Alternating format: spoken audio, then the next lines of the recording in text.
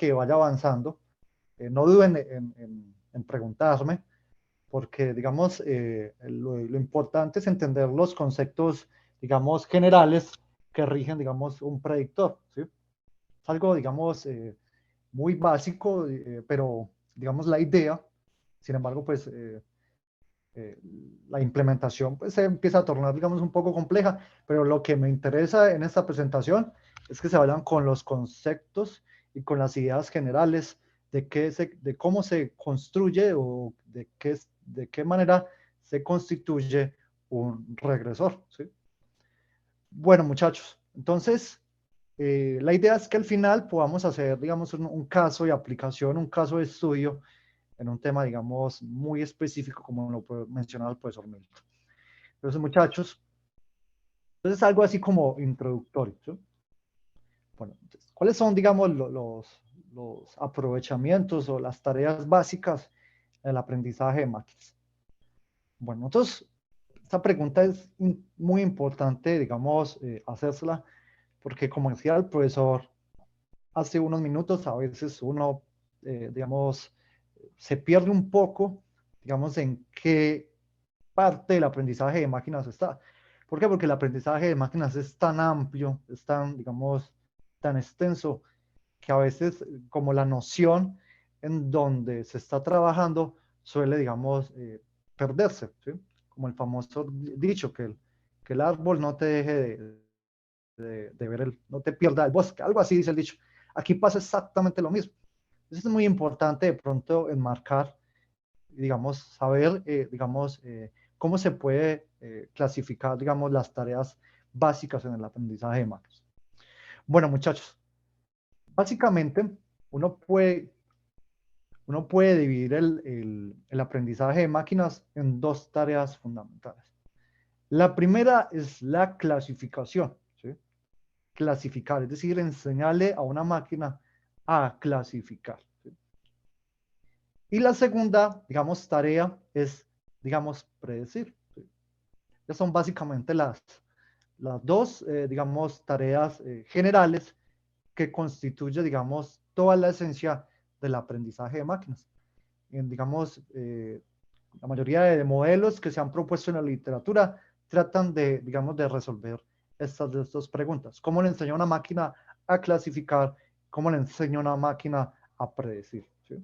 Esto es lo que queremos lograr con un modelo de aprendizaje de máquinas. Bueno, la clasificación, muchachos, es una tarea, digamos, muy básica, ¿sí? Aquí, digamos, en la figura muestro o digamos, se esquematiza, digamos, un proceso donde yo, digamos, he recopilado una información de unas personas, digamos, que están constituidas por adultos y niños, ¿sí? Y yo, digamos, tomo un proceso estadístico en el cual mido su peso y su respectiva, digamos, altura, ¿cierto? Entonces, yo quiero, digamos, tratar de enseñarle a una máquina, digamos, a una máquina autónoma, cuando le llegue, digamos, una persona y le entregue el peso y la altura, pues la máquina sea capaz de identificarme si ese nuevo dato que llegó pertenece a un niño o pertenece, digamos, a un adulto, a partir, digamos, de las medidas de peso y altura de esa nueva persona, ¿sí? ¿Y qué consiste, digamos, el proceso de entrenamiento de ese modelo que va a hacer esta tarea? Consiste en enseñarle esta curva de separación, ¿sí? Esta curva de separación me define, digamos, el proceso o la regla del aprendizaje. De tal manera que si ese modelo es capaz de diferenciar, digamos, cuándo es un adulto o cuándo es un niño a partir del peso y de la altura, pues podemos decir que el modelo quedó, digamos, entrenado y la máquina va a ser capaz, digamos, de clasificar un nuevo dato de acuerdo al peso y de acuerdo a la altura, ¿sí? Es claro ese concepto, muchachos, que es un clasificador, Sí, profe. ¿sí? Entonces, este es un problema, digamos, en la literatura que se conoce como, digamos, biclaso, ¿cierto? ¿Por qué? Porque solamente tenemos dos categorías, adultos y niños, ¿sí? Aquí las etiquetas son dadas, ¿sí? Es decir, yo en un proceso inicial puedo etiquetar cada peso y cada altura y le puedo asignar, por ejemplo, un 1 para adultos y un 0 para los niños, ¿sí? Cuando nosotros hacemos eso, digamos, conocemos todas las etiquetas de los datos, ¿sí? Decimos que tenemos un problema de clasificación supervisado, ¿sí? Es decir, yo defino las etiquetas, ¿sí? Esos son, digamos, lo que se conoce como los modelos supervisados. Cuando las etiquetas no se conocen por alguna situación, ¿sí?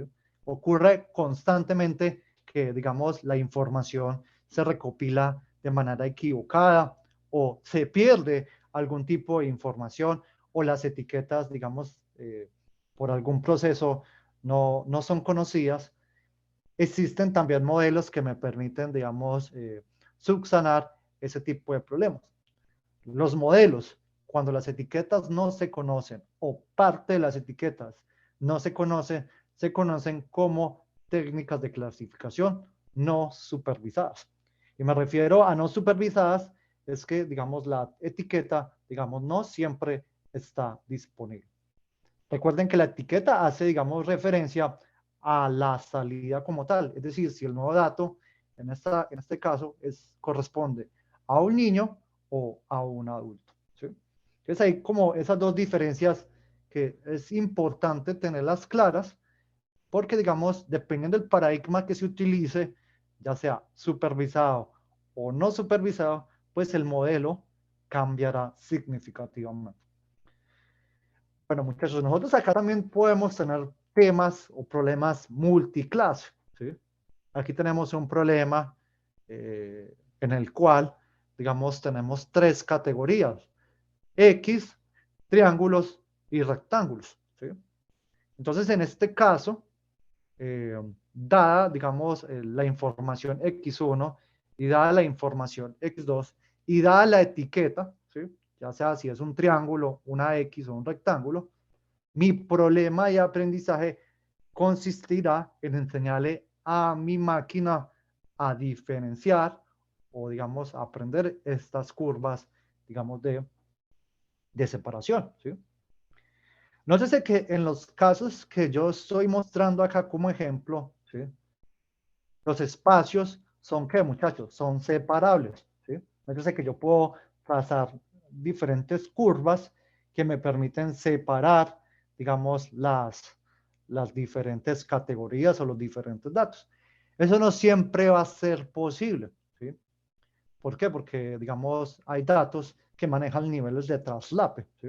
Entonces, aquí estoy mostrando, digamos, un caso ideal, porque en la realidad, digamos, en muchas de las aplicaciones, esto no sucede, ¿sí?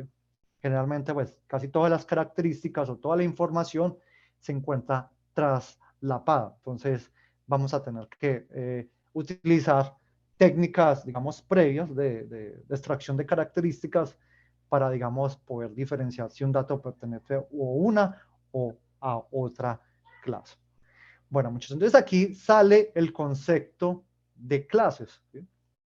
Entonces que los triángulos me forman una clase, las X me forman otra clase y los rectángulos me forman o me constituyen otra clase o categoría, ¿sí? Entonces aquí tengo tres clases. Entonces esto es lo que se conoce como un problema multiclase en la clasificación. Preguntas hasta el momento, muchachos. Yo tengo una preguntita. Cuando ya se define como clase las diferentes categorías en una clasificación multiclase, ¿en qué se diferenciaría el término o el concepto clase de etiqueta? ¿O ¿Cómo serían lo así? mismo? O sea, es No que le... anteriormente habíamos dicho que, por ejemplo, cuando se podían clasificar las etiquetas, o sea, cuando ya estaban determinadas o concretas, por decirlo así, se decía que la clasificación era supervisada. Entonces, yo había entendido que, por ejemplo, en el ejemplo anterior, los círculos y la X correspondían a dos etiquetas, adultos o niños. Entonces, no sé si Sí. etiqueta y clase vendría siendo similar. No, la etiqueta es como el nombre que usted le pone a esa respectiva clase, ¿sí? Por ejemplo, a los datos de la clase, por ejemplo, triángulo, los voy a nombrar uno, ¿sí? A los datos que corresponden a la etiqueta, a la clase de las X, le voy a poner, digamos, la etiqueta 2. Y a los rectángulos los voy a etiquetar con cero, ¿sí? Es decir, eso es Ah, como listo. ponerle un rótulo, ¿sí? Como, Vale, digamos, ir a un supermercado y ponerle el rótulo al producto que, digamos, me referencia el nombre como yo lo voy a sistematizar, ¿sí? vale, vale, gracias. ¿Sí? Entonces, nosotros podemos tener múltiples clases y cada clase le puede dar, digamos, un valor diferente, ¿sí? Lo importante, muchachos, es que las clases les pueda, digamos, las etiquetas sean valores numéricos enteros, ¿sí? Eso, ¿por qué? Porque universalmente, digamos, los modelos que optimizan estas curvas de optimización solamente reciben en un problema, digamos, de clasificación, etiquetas enteras, es decir, valores enteros, ya sean valores enteros positivos o valores enteros negativos, ¿sí? Y como para que lo tengan, digamos, presente, ya digamos un aspecto ya técnico en la implementación, ¿sí? Es decir, que si somos, digamos, muy rigurosos con la anotación, decimos que la etiquetación obedece, digamos, a un valor de números, digamos, discretos, ¿sí? Tenemos un valor de valores discretos. Entonces, eso es una de las características importantes de los clasificadores y es que los clasificadores predicen valores discretos, ¿sí? Eso es, digamos, básicamente lo que hace un clasificador. De tal manera que cuando me llegue un dato nuevo de X1 y X2 y el modelo ya, digamos, tenga aprendida esta separación, pues él estará en la capacidad de decirme si ese nuevo dato será un rectángulo, una X o un triángulo de acuerdo a la etiqueta que me entregue, ¿sí? Listo, muchachos. Entonces, esto corresponde, digamos, al tema, eh, digamos, de aprendizaje. Entonces, aquí lo que, digamos, dejo claro que es un aprendizaje supervisado, y es que cuando el conjunto de valores de entrada y la salida, es decir, las etiquetas, son conocidos en la fase de entrenamiento, ¿sí? En la fase de validación ya no es tan necesario. ¿Por qué? Porque la idea es que cuando me llegue un nuevo dato, pues la máquina esté en la capacidad de entregarme la etiqueta. Es decir, ya se me, por decirlo de alguna manera, una predicción en alguna de las clases, ¿sí? Algunos valores discretos, digamos, que corresponden al espacio en la cual la máquina pues está clasificando, ¿sí? Y digamos, ya en el caso de la regresión, ¿sí? En el caso del aprendizaje de la regresión, yo lo que quiero lograr es otra, digamos, otra funcionalidad, ¿sí? La primera diferencia que tenemos con el caso discreto es que ya la variable puede tomar, digamos, valores infinitos numerables, ¿sí?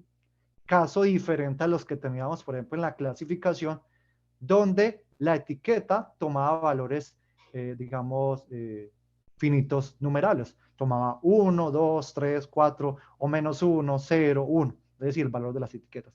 En la regresión, digamos que la etiqueta puede tomar cualquier valor, digamos, real, ¿sí? Entonces acá es lo que se conoce como un proceso de regresión o un proceso de predicción o tarea de regresión o tarea de predicción, ¿sí? Realmente, ¿qué es lo que queremos hacer, muchachos? Dado, digamos, dos variables, ¿sí? Que, digamos, en un diagrama de dispersión están representados por las líneas azules, yo quiero, digamos, enseñarle a mi máquina, ¿cierto? Un modelo de tal manera que cuando llegue un valor de inversión, él pueda predecir el valor del beneficio, ¿sí? ¿Cuál es el modelo más básico que, digamos, que realiza esta tarea? Digamos, mínimos cuadrados, ¿cierto? Mínimos cuadrados se puede ver como un modelo de aprendizaje supervisado, ¿cierto? Como una manera básica, ¿sí? Porque uno con mínimos cuadrados puedes hacer, digamos, predicción a partir, digamos, de la presunción de un valor esperado, ¿sí? De un modelo esperado. Entonces aquí pasa lo mismo. En la regresión nosotros queremos es que nuestra máquina sea capaz de predecir, digamos, en un rango infinito, digamos, eh, infinito numerable, es decir, que pueda arrojar cualquier, digamos, valor de acuerdo, digamos, en este caso, al valor de la inversión. ¿Sí? Entonces, ¿cuál es la diferencia entre un regresor y un clasificador?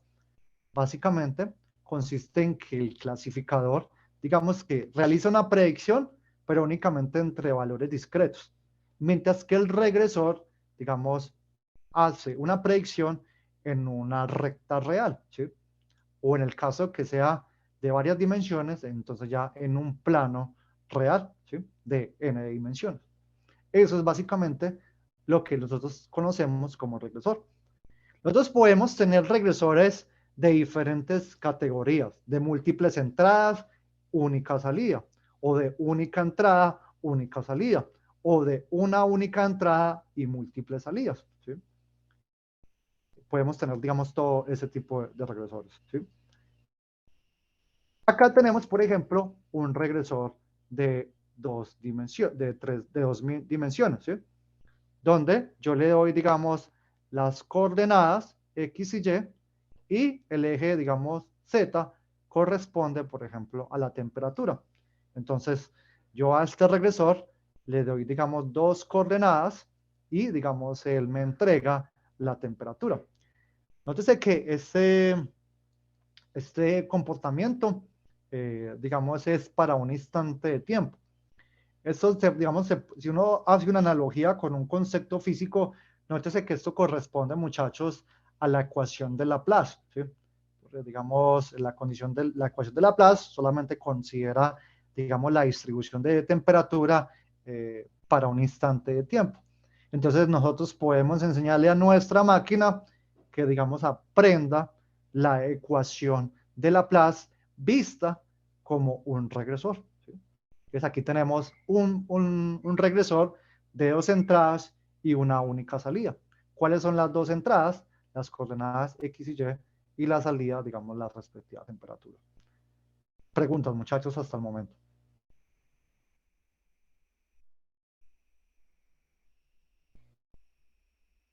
No, profe. ¿Sí? Vale, entonces aquí tenemos un regresor que puede aprender, digamos, la ecuación de Laplace, ¿sí? Es decir, a predecir el valor de temperatura. Entonces, nótese, muchachos, lo interesante. El regresor se convierte en un émulo, ¿sí? Él emula, digamos, puede emular un proceso físico. En este caso, una ecuación diferencial parcial tan compleja como o digamos no tan compleja, digamos con un grado, digamos, de complejidad mayor, como es la ecuación de Laplace, ¿sí? Ahora, nosotros para enseñarle a digamos, a nuestra máquina ese conocimiento, esa ecuación, necesitamos entonces definir cuál va a ser el criterio de entrenamiento. Me refiero a entrenamiento, es decir, es cuál va a ser la estrategia como yo le voy a enseñar a mi máquina a, digamos, este conocimiento. ¿Sí? Es decir, que puedas realizar una predicción de temperatura a partir del conocimiento de las coordenadas espaciales del objeto. ¿Sí? Eso es, digamos, lo que queremos hacer. Para allá es donde vamos a ir. Vamos a ir introduciendo poco a poco cuáles son los elementos que tengo que tener en cuenta para lograr enseñarle a mi máquina este conocimiento. ¿Sí? Entonces, muchachos, lo mismo. ¿Sí? Aquí podemos tener en regresión también un aprendizaje supervisado y un aprendizaje no supervisado. Lo explico por medio del ejemplo. ¿Sí? ¿Cómo sería no supervisado? ¿Sí? Que yo le entregue las coordenadas, digamos, espaciales y no le entregue, digamos, la temperatura. ¿Sí? digamos, en el proceso de entrenamiento. Nótese que la etiqueta se pierde, ¿sí? Porque ya en el caso de la regresión, la etiqueta puede tomar cualquier valor real, ¿sí? Entonces, cuando se pierde el valor de temperatura en alguno de los datos de entrenamiento, entonces el problema deja de ser supervisado y se convierte en un problema no supervisado. Cuando yo conozco todas las etiquetas, es decir, para cada coordenada espacial, yo conozco los valores de temperatura, entonces tengo un proceso supervisado, ¿sí? Y eso simplifica, digamos, bastante las cosas.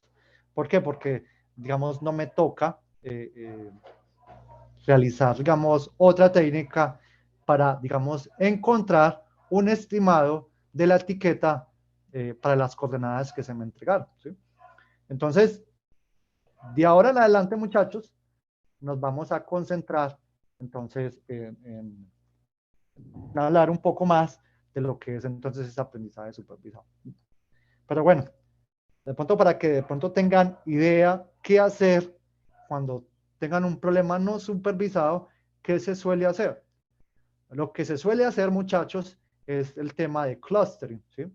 Por ejemplo, el tema de estimation maximization, que es uno de los métodos más comunes, o por ejemplo, K-means, que también es otro de los métodos no supervisados, digamos, altamente difundidos, ¿sí? ¿Cuál es la idea? La idea es que yo pueda agrupar los datos, ¿sí? Hago, digamos, un proceso de agrupamiento, ¿sí? Y entonces a ese proceso de agrupamiento, es decir, a los datos que, digamos, logran unas características similares de agrupamiento, yo los categorizo, es decir, les asigno una etiqueta a priori, ¿sí? Entonces, por ejemplo, pensemos que estos datos no tienen etiquetas, digamos que estas eran las de los niños y esta eran la de los adultos, ¿cierto? El peso y la altura. Entonces, ¿qué es lo que hago? Planteo un algoritmo que, digamos, agrupe, digamos, estos datos, digamos, que están dados por la línea Zapote, y otro círculo que agrupe, digamos, los datos, digamos, sobre este dominio rojo, ¿sí? Y ahora, digamos, ya el problema, entonces nótese que queda dividido, digamos, en dos grandes grupos. Eso que yo hice ahí es lo que se llama clustering, ¿sí? Y nótese que lo que hace el clustering es básicamente encontrar las etiquetas, ¿sí? Nótese que lo que está haciendo es encontrar las etiquetas para luego, entonces ya empezar el proceso de entrenamiento. No sé si se entiende la idea, muchachos. Pues sería prácticamente como un proceso que se lleva a cabo cuando no se conoce la etiqueta, precisamente para conocerla. Exactamente, esa es la Ajá, idea, ¿sí? ya, La vale. idea. Entonces, yo cojo las etiquetas y ya lo paso por mi regla de aprendizaje como tal, ¿sí? Vale, muchachos, no sé si se comprenda.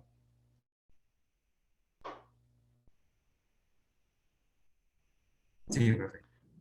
Listo, muchachos. Entonces, quiero, entonces, muchachos, hablar un poco de algo que, digamos, es también importante mencionar. O sea, el aprendizaje de máquinas se puede dividir, digamos, en grandes vertientes, por lo que se conoce como aprendizaje supervisado, aprendizaje no supervisado. Hoy en día se está hablando también, bueno, hoy en día no, seguir hablando ya hace un par de años, creo que se conoce como el aprendizaje profundo o lo que se conoce como el deep learning, ¿sí? Bueno, muchachos, el deep learning, digamos, es algo que en este momento está apareciendo, está habiendo una transición. Yo creo que en un par de 3, 4 años está pronosticado que el deep learning, digamos, va a evolucionar y va a salir otra regla de aprendizaje mucho más evolucionada, ¿cierto? El deep learning, muchachos, lo que trata, digamos, es de emular es la forma como los seres humanos o, digamos, los animales aprenden, ¿sí? Digamos que el primer modelo que, digamos, que surgió, o digamos los inicios del deep learning, son las redes neuronales, ¿sí? Que fueron creadas por allá en los años 80 con el algoritmo de la famosa, digamos, red neuronal Perceptron, que es la más básica, ¿sí? Después, digamos, las Perceptron sufrieron, digamos, un declive hasta que fueron desarrollados el modelo, el algoritmo del backpropagation, ¿sí? El algoritmo de backpropagation volvió, digamos, a volver, digamos, activas las redes neuronales. Pero el algoritmo de backpropagation perdió, digamos, fuerza a medida que fueron saliendo modelos propios del aprendizaje supervisado. Por ejemplo, los procesos gaussianos, digamos, las máquinas de soporte vectorial, digamos, los modelos autorregresivos, todo lo que son mínimos cuadrados y sus variantes regularizadas, etcétera, etcétera, etcétera. Hace un par de años, muchachos, fueron planteadas las redes recurrentes, lo que llevó, digamos, a el deep learning. ¿Qué es una red recurrente? Una red recurrente o una red neuronal recurrente es una red que ya, digamos, incursiona o introduce el concepto de memoria, ¿sí?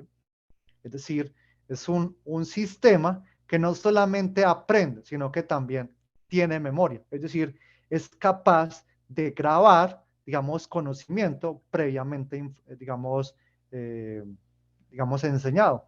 De tal manera que si usted le enseña un nuevo conocimiento, este modelo tiene la propiedad de conservar elementos de, digamos, de aprendizajes anteriores, ¿sí? Entonces, nótese que esto, digamos, se emula, digamos, algunas características del cerebro de los animales, ¿sí? Porque nosotros aprendemos de esa manera, nosotros guardamos conocimiento y ese conocimiento, digamos, solemos irlo aplicando a medida que vamos aprendiendo nuevas cosas, ¿sí? ¿Cómo funciona esto, muchachos? Entonces, lo que hace, digamos, la red neuronal convolucionada o el deep learning, lo que hace es tener unas, digamos, unas capas de entradas, o lo que se define como unas neuronas de entrada, unas neuronas intermedias y unas neuronas de salida, ¿sí? La idea es que en las neuronas de entrada entre el patrón puro, ¿sí? Digamos, una imagen, ¿cierto? Cualquier patrón, cualquier dato. Y a medida que esa información se va propagando por todas las, digamos, neuronas intermedias o capas intermedias, va, digamos, dejando de entrever todo, digamos, los patrones. Entonces, nótese cómo este ejemplo, aquí se le entrega, digamos, una imagen muy pixelexada, o sea, muchos píxeles, o sea, no es claro ver el patrón, y nótese lo que le entrega a la salida, nótese que ya le entrega las imágenes, digamos, de las personas, ¿sí? ¿Por qué? Porque a medida que, digamos, el algoritmo empieza a evolucionar, el modelo es capaz de extraer las características que, digamos, existen en los datos. Este modelo, muchachos, está, digamos, también altamente relacionado con la forma en que los seres vivos, digamos, captan información a partir del sentido de la visión, ¿sí? Por eso, el deep learning funciona muy bien, o digamos, está más pensado en todo el tema que tenga que ver con imágenes digitales, ¿sí? Es decir, fotografías, digamos que extrae muy bien los patrones, porque lo que trata, digamos, es extraer información inmediatamente de imágenes digitales, como tratando de emular, por ejemplo, lo que los seres humanos hacen o cualquier tipo de animal que pues, tenga ese sentido desarrollado, ¿sí? Preguntas con este modelo, muchachos. Vamos ahí como unos elementos introductorios acerca de lo que es el deep learning. Es una preguntita rápida. Yo supongo, bueno, la pregunta vendría siendo, ese sistema neuronal que pues se encarga de identificar, por decirlo así, la entrada y clasificarla como una determinada salida, tiene que tener alguna manera de garantizar que la entrada que está recibiendo es una información con sentido, ¿no? O sea, me refiero es que tiene que diferenciar en qué momento la entrada tiene que ser conocimiento que deba guardar y cuándo no, supongo yo. No, lo que pasa es que, digamos, en todo proceso, digamos, de aprendizaje de máquinas, hay una fase que se llama entrenamiento, ¿sí? Es decir, yo voy a enseñarle a mi máquina un patrón específico, ¿sí? O una tarea específica. Entonces, claro, yo reúno, digamos, una información y yo quiero, por ejemplo, supongamos, a esta red neuronal que, digamos, clasifica rostros humanos, ¿cierto? Entonces, yo tengo, digamos, una base de datos y yo esa base de datos, digamos, es mi instrumento principal que me va a permitir, digamos, enseñarle a la máquina, digamos, en este caso, a este modelo de Deep Learning, a clasificar rostros humanos, ¿sí? De tal manera que puedo identificar, digamos, personas, digamos, personas buscadas, por ejemplo, la base de la Interpol, ¿cierto? Entonces yo le enseño fotografías de esas personas, de tal manera que cuando una cámara digital toma una foto en un aeropuerto, pasa por todo este modelo y, digamos, el modelo es capaz de decirme si el rostro de esa persona, digamos, pertenece a la búsqueda, digamos, de las personas buscadas por la Interpol. Como por ejemplo, no sé si respondo mi pregunta, la pregunta. Sí, sí, prácticamente entonces la fase de entrenamiento garantiza que toda la información que sea suministrada se debe considerar como conocimiento. Exactamente, ahí está el patrón. Mire que lo interesante del modelo de Deep Learning es que las etapas intermedias se encargan de, digamos, identificar el patrón, cosa que no pasa con los algoritmos supervisados. Porque en los algoritmos supervisados usted tiene que plantear los descriptores de los datos. En el Deep Learning no.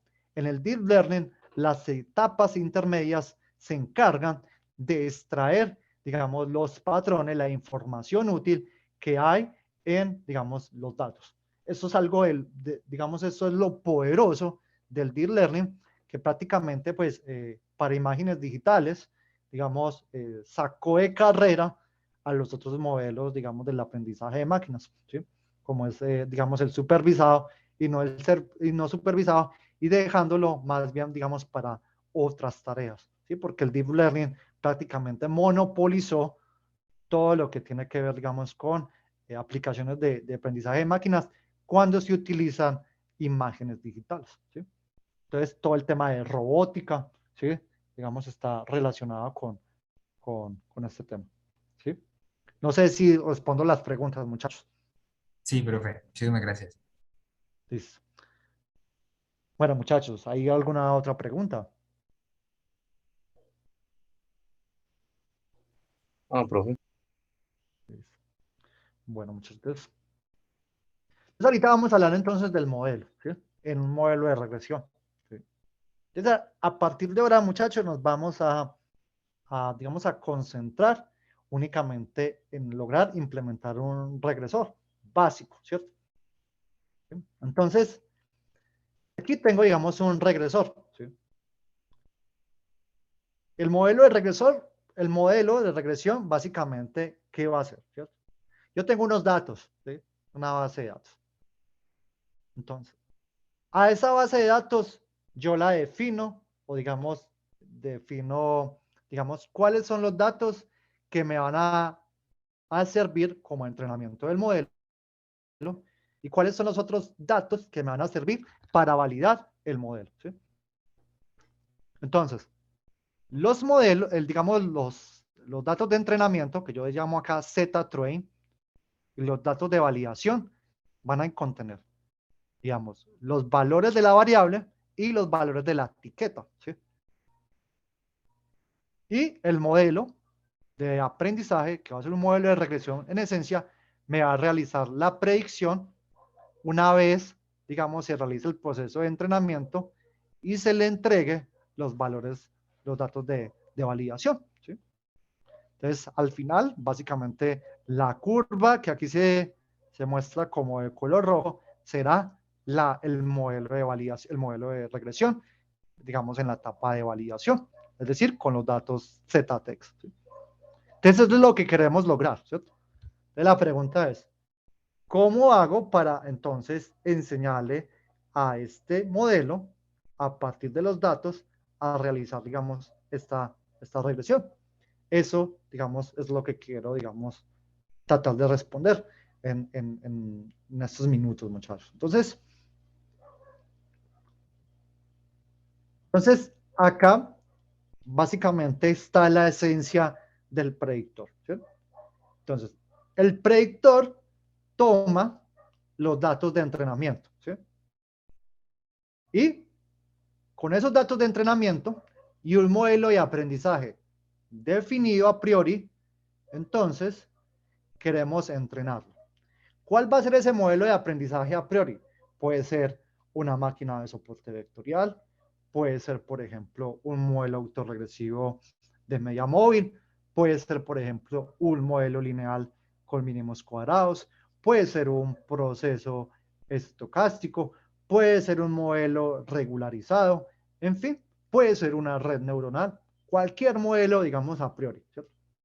Entonces, ese modelo a priori va a tener, digamos, unos parámetros, ¿sí?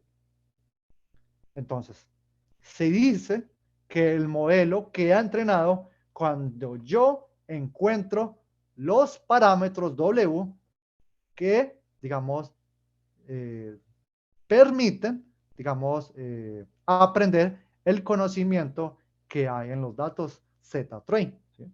Es decir, yo sintonizo, digamos, los parámetros W en función del modelo y de los datos. De tal manera que cuando yo encuentre los parámetros W, decimos entonces que el modelo está, digamos, entrenado. Generalmente para encontrar a los parámetros W se utilizan técnicas de inferencia estadística y, digamos, optimización matemática, ¿sí? Entonces aquí toma, digamos, importancia tener, digamos, buenas bases en todo lo que es, digamos, optimización, digamos, si uno quisiera implementar esto a pedal. Y también temas, digamos, de inferencia estadística, digamos, si uno quisiera, digamos, encontrar los parámetros de W. Sin embargo, muchachos, existe en la literatura ya toolbox, es decir, herramientas computacionales que le permiten, digamos, a uno encontrar estos valores de W dado el modelo y los datos. Sin embargo, cuando uno está haciendo investigación, muchachos, pues a veces uno le toca meterle la mano al modelo, precisamente por la naturaleza que sigue un proceso de investigación, donde en los procesos de investigación precisamente se explora, se experimenta, se modifica, digamos, trabajos previos. Entonces, le toca a uno, digamos, meterle la mano al modelo y le toca, digamos, resolver, apear modelos de optimización, modelos de inferencia estadística para observar qué pasa, digamos, con el modelo previamente las modificaciones, ¿sí? Y ya por último, muchachos, una vez yo ya tengo, digamos, mi modelo entrenado, entonces cojo los datos de validación con los parámetros de W y hago mi respectiva predicción y obtengo, digamos, el Y, donde Y es, digamos, los valores establecidos o la predicción arrojada por mi modelo de aprendizaje. Muchachos, ¿se comprende, digamos, en síntesis, en qué consiste, digamos, las etapas de un modelo de regresión, de aprendizaje de máquinas? Tengo otra preguntita, qué pena. Tranquilo, Eh, las que se requieran. Resulta que, bueno, se tienen los datos Z, los de entrada, y una vez todos pasan por el modelo de aprendizaje, se tiene los parámetros W. Justo en ese momento yo le puedo decir que mi sistema está entrenado, por decirlo así, Exacto. ¿cierto? La pregunta es, ¿los datos Z en qué se diferenciarían de los datos Z-train, los Z-test? O sea, ¿serían Ah, bueno, prácticamente iguales, pero no se les tiene no, definida la salida? ¿O no necesariamente. Recuerda que usted va a tener una base de datos, ¿cierto? Entonces, digamos que usted tiene una base de datos digamos, pongamos, de 500 datos, ¿cierto? Entre entradas y salidas, ¿cierto? Entonces usted dice, yo voy a entrenar el modelo, voy a seleccionar de esos 500 datos, 300 datos para entrenar mi modelo y los otros 200 para validar, ¿sí? ya? Entonces, Z-Tex y Z-Train son diferentes, ¿sí? Pero De entonces, entrada son diferentes porque te particiona su base de datos, ¿sí? Como la tenemos acá. Listo. Tanto para Z-Train como para Z-Test, yo conozco la respuesta que da el sistema. Sí, claro, sí, Ah, listo. sí es Entonces, supervisado. en Si no es no Z-Test. supervisado, no la conoces, ¿sí? Ah, vale, vale, vale. Ya me quedó claro, gracias. Aquí la respuesta del sistema son, digamos, aquí en este ejemplo, lo que se observa en la, digamos, en el eje vertical, ¿sí? Es decir, en la ordenada, ¿sí? Si todos tenemos la ordenada, si no tenemos los valores de la ordenada en la base de datos, entonces tenemos un problema de regresión no supervisado. ¿De acuerdo, muchachos? Vale, profe, gracias. Listo, listo, muchachos. Entonces, es lo que digo. Entonces, el proceso de entrenamiento. Entonces, el proceso de entrenamiento queda fijado cuando conocemos los parámetros W, ¿cierto? A partir de los datos Z-train, ¿sí? Ahora, muchachos, aquí yo quiero hacer, digamos, una aclaración.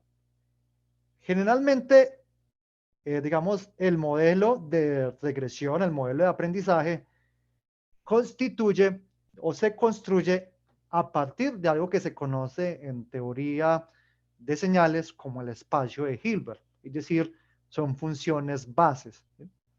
Entonces se puede tener, digamos, una función base polinomial, una función base construida a partir de senos y cosenos, etcétera, etcétera.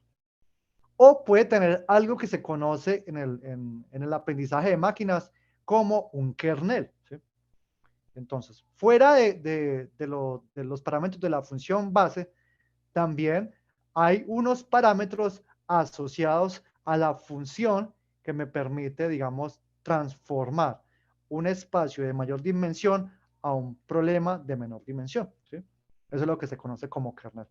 Ese kernel tiene unos hiperparámetros, ¿sí?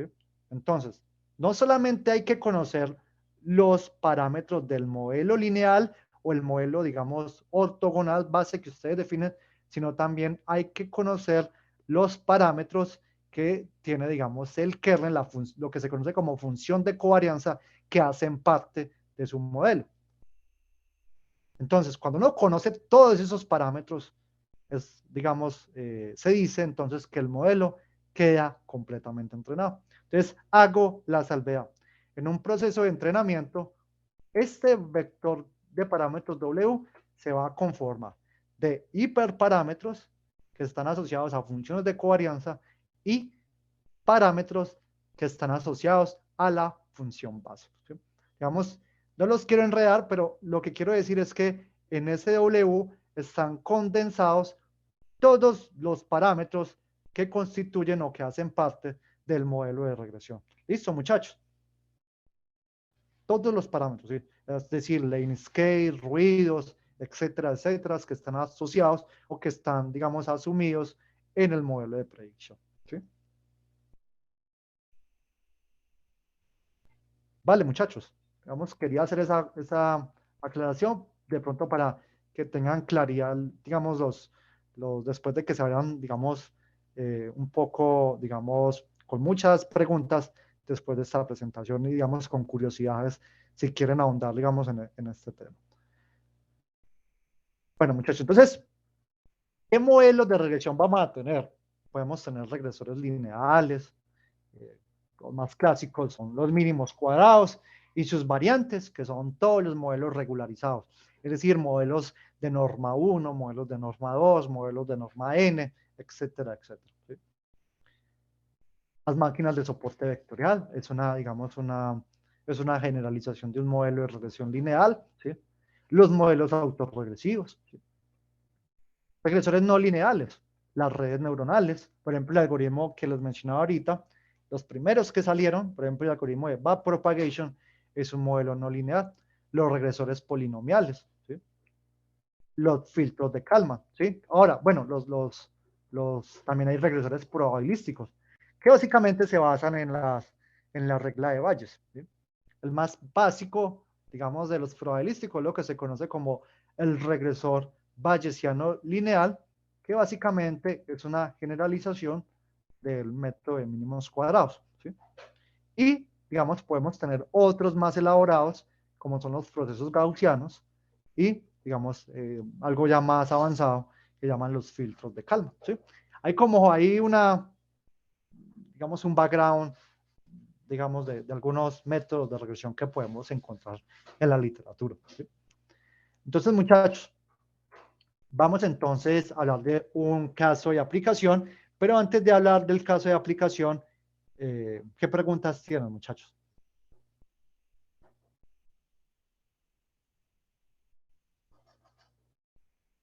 Dudas, chicos, preguntas. Yo tengo otra preguntita. Para Dígame. el caso, por ejemplo, de un aprendizaje supervisado en el que se tienen los datos de entrada, bueno, supongamos un 50, pongámosle un 50% de los datos de entrada se utiliza para el aprendizaje y el otro 50 restante para el testeo.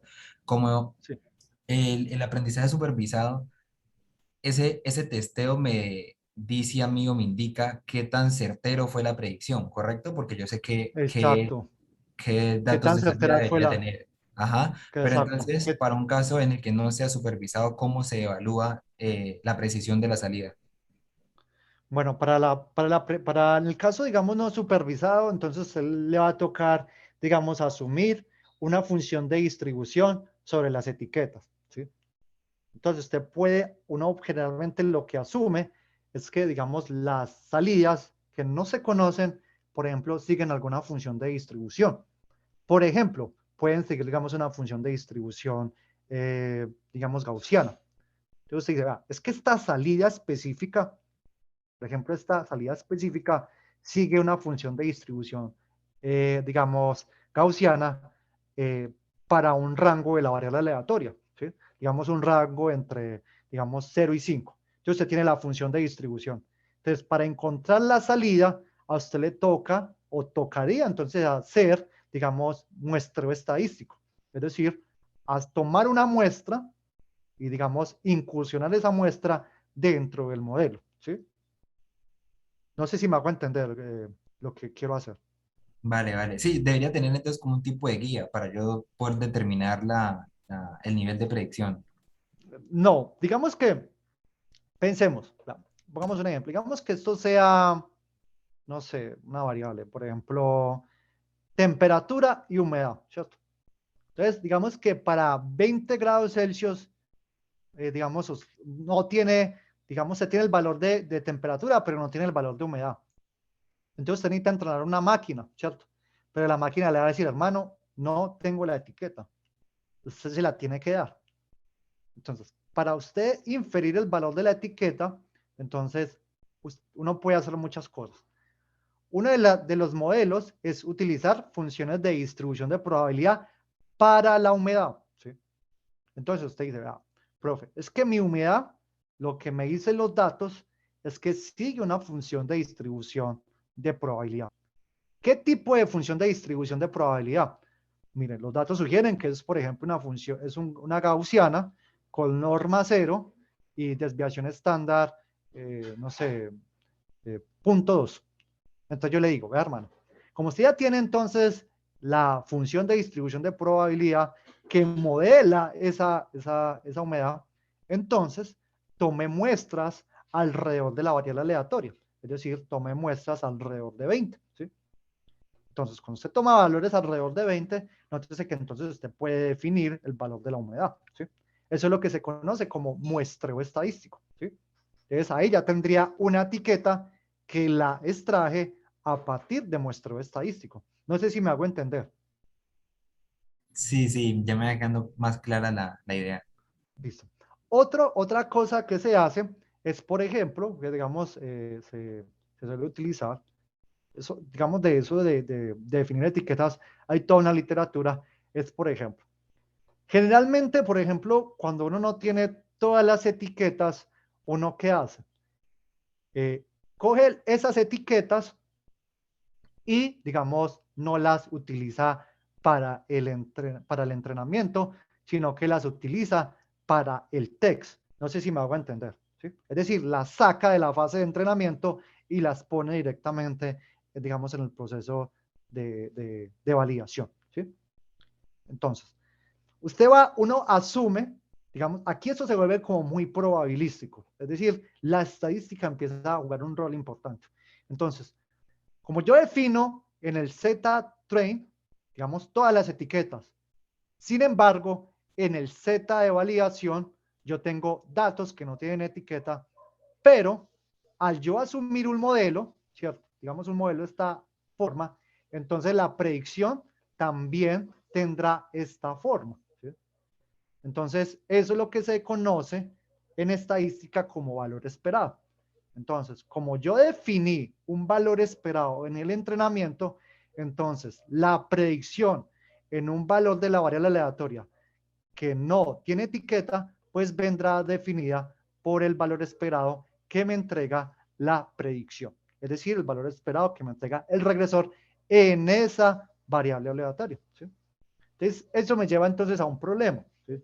Y es que no podré calcular entonces un error. ¿Sí? ¿Por qué? Porque yo no tengo la etiqueta en ese valor. Sin embargo, yo puedo tomar vecinos próximos, ¿sí? Digamos vecinos próximos, y a partir de los vecinos próximos, hacer como una especie de interpolación y así, digamos, darme una idea si la predicción tiene sentido o no tiene sentido. No sé si me hago entender, compañero. Vale, vale, profe, sí, sí, señor. ¿Sí?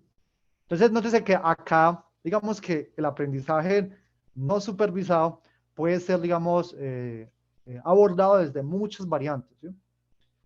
¿Qué se hace también previamente? ¿Sí? Digamos, cuando no se tienen todas las etiquetas, se aplica la teoría de señales. ¿Sí? Se hace una reconstrucción de los datos donde no hay etiquetas. ¿Sí? Eso, digamos, también es una técnica válida. Entonces, hay muchos algoritmos de la teoría de procesamiento digital de imagen, de señales, que lo que hace es reconstruir series de tiempo. Es decir, si yo tengo valores de la variable independiente que no tienen una etiqueta asociada, pues se hace una reconstrucción. ¿Qué tipo de reconstrucción? Hay de muchos tipos. ¿Sí? Hay, reconstrucciones que utilizan, digamos, interpolaciones bicúbicas. Bueno, eso hay toda una literatura que también se puede utilizar. Entonces, digamos, es importante responder eso para darnos cuenta, digamos, a los desafíos que podemos, digamos, someternos en una respectiva, digamos, aplicación. Vale, compañero. Sí, profe. Bueno, muchachos, entonces, voy entonces a hablar de la aplicación como tal, muchachos. Entonces, resulta y acontece, muchachos, que estamos en una tienda de bar, ¿cierto? Todos me imagino que alguna vez han ido a una unidad productiva de esta naturaleza, ¿verdad, muchachos? Sí, profe. Sí. Y todos hemos alguna vez ido a comprar las papas, digamos, algún producto a una tienda de barrio, ¿cierto? Entonces, las tiendas de barrio, muchachos, pues, usted sabe que en Colombia son muy tradicionales, ¿sí? Prácticamente que en todos los barrios y me imagino que en los inclusive, digamos, en unidades residenciales, como, sí, conjuntos cerrados, también hay tiendas, ¿cierto? Ahí se vende todo tipo de productos, eh, productos para el aseo, digamos, no sé, confitería, digamos, productos congelados, algunos, digamos, sí, suplementos, bueno, qué sé yo, ¿cierto? Tantas cosas que venden en una tienda de barrio. ¿Sí? Sin embargo, ustedes se habrán dado cuenta, muchachos, que el problema de las tiendas de barrio es que, digamos, los tenderos generalmente todo lo piden a ojo, todo lo piden, digamos, a la experiencia. ¿Sí? Yo no he visto, por ejemplo, yo no conozco el primer tendero que, digamos, haga un proceso organizado de inventario y, digamos, pueda, digamos, hacer un pedido de acuerdo, digamos, a los volúmenes de venta que presenta. ¿Sí? Es decir, de acuerdo, digamos, a la temporalidad. Es decir, si es diciembre, entonces yo tengo, digamos, un consolidado anterior y yo sé más o menos cuántas cervezas me van a pedir en este diciembre. ¿Sí? O, por ejemplo, por los días de la madre, etcétera, etcétera. Eso no se hace. Entonces, yo les propongo la siguiente, digamos, pregunta. ¿Qué pasaría, muchachos, si ustedes tuvieran su tienda de barrio y se hicieran la pregunta, ¿cómo hago para, digamos, desarrollar una aplicación que me permita, digamos, programar los pedidos semanales en función de las ventas que yo logro? ¿Cómo lo harían, muchachos? Como profe, me repite la pregunta, porfa. Imagínense, muchachos, que ustedes tienen, digamos, un negocio, una tienda de barrio, ¿cierto? Y ustedes son juiciosos y anotan exclusivamente los productos que se venden por semana. Es decir, por ejemplo, esta semana yo me vendí 20 unidades de champú, a la otra semana me vendí 5, etcétera, etcétera. ¿Cierto? Ustedes tienen recopilada toda esa información, ¿sí? Y se preguntan, bueno, es que estoy cansadísimo de hacer, digamos, los pedidos, ¿sí? Es extenuante, es abrumador hacer esta tarea.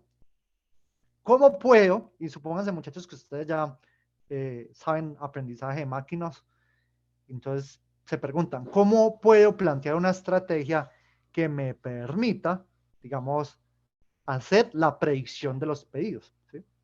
Es decir, que al próximo día que yo le arroje, digamos, le ponga esa información, digamos, a un algoritmo, y el algoritmo me diga, vea, hombre, para la próxima semana usted del champú no tiene que pedir tantas unidades, del jabón de ropa tiene que pedir tantas unidades, del yogur tiene que pedir tantas unidades, de pollo tantas unidades, de sal tantas unidades, y así sucesivamente para el resto de productos.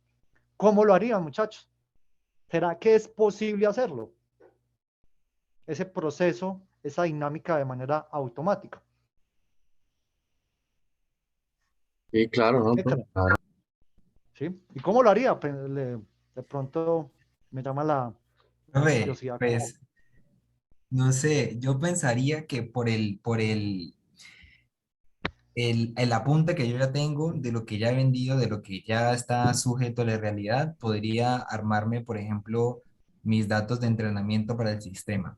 Sin embargo, creo que haría falta poner algunas otras condiciones. No sé, creo que se llaman dimensiones en este caso, del que también dependa la predicción. Sí, pero bueno, usted mencionó algo muy importante, los datos, ¿cierto? ¿Qué datos, digamos, de copilaría? Entonces, recuerden, nosotros tenemos series de tiempo en regresión, ¿sí? Entonces, ¿cuál sería de pronto mi serie de tiempo? ¿Quién de pronto de pronto la sintetiza, la construye, digamos, ahí en sus casos? ¿Cuál sería de pronto la variable independiente?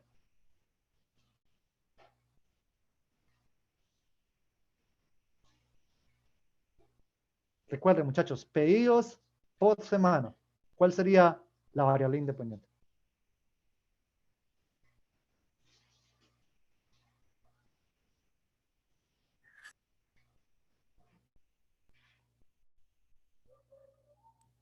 Eh,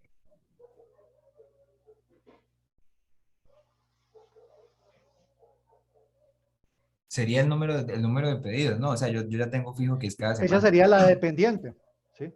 Ajá. Esa Dale, sería la independiente. dependiente. Sí, esa sería la Mm, dependiente. El número de pedidos sería la dependiente. Y la independiente sería el tiempo, ¿sí? Es decir, para la semana 1, semana 2, semana 3, semana 4, semana 5, y así sucesivamente para el resto de la semana, ¿sí? Nótese que yo tengo una serie de tiempo para cada producto, ¿sí? Para el champú tengo, digamos, una serie de tiempo. Para el jabón tengo otra serie de tiempo. Para la leche tengo otra serie de tiempo, y así sucesivamente hasta las vitaminas tengo otra serie de tiempo, ¿sí? Entonces, nótese que yo voy a hacer un predictor por cada producto, ¿sí? Es decir, voy a plantear un regresor para el champú, un regresor para el jabón personal, un regresor para el jabón de ropa, y así sucesivamente un predictor para, digamos, las vitaminas, ¿sí? Y planteo este modelo, ¿sí? Entonces, defino mi modelo, un predictor para cada producto, y quiero hacer entonces un modelo de regresión. ¿Quiénes van a ser mis datos de entrenamiento? Van a ser las semanas de las cuales yo tengo datos, ¿sí? Por ejemplo, yo hice un proceso juicioso de toma de datos de 2 años, ¿sí? Entonces, esas digamos, esos 2 años, cojo un 70% de las semanas, lo utilizo para entrenamiento y el restante lo utilizo para validación, ¿sí? Y yo esperaría que mi modelo, digamos, sea capaz de realizar una predicción para cada uno de los productos, ¿sí? ¿Se entiende la idea, muchachos, de lo que queremos hacer? Sí, profe. ¿Sí? Entonces, de que nuestro diseño metodológico consiste en entrenar y validar 14 modelos, perdón, 14 predictores, uno por producto, ¿sí? Entonces, vamos a utilizar 3 reglas de aprendizaje, ¿sí? Vamos a evaluar 3 reglas de aprendizaje o 3 modelos de aprendizaje de máquina. Una máquina de soporte para regresión, un proceso gaussiano para regresión y por último un modelo autorregresivo. Vamos a hacer, digamos, ese proceso y vamos a ver entonces qué nos da, ¿sí? Entonces, acá yo tengo, digamos, esto acá ya corrido, ¿cierto? Entonces, voy a hacer, digamos, acá y ustedes me dirán, muchachos, qué opinan del resultado. Aquí yo ya lo tengo implementado, ¿sí? Lo implementé en MATLAB y aquí voy a mostrar los resultados con el GP, ¿sí? Con el proceso gaussiano. Toma unos momenticos, ¿eh? Listo, muchachos. Entonces, atención, todos observan esta gráfica, muchachos. Sí, profe. Listo, muchachos. Entonces, notes.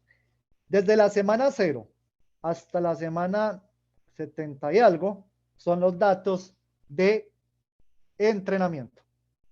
Y desde la semana 70 y algo hasta la 100 y algo son los datos de validación, ¿sí? Entonces, voy a acercar un poquito para que se... Voy a poner acá lupa así. Vamos. ¿Sí?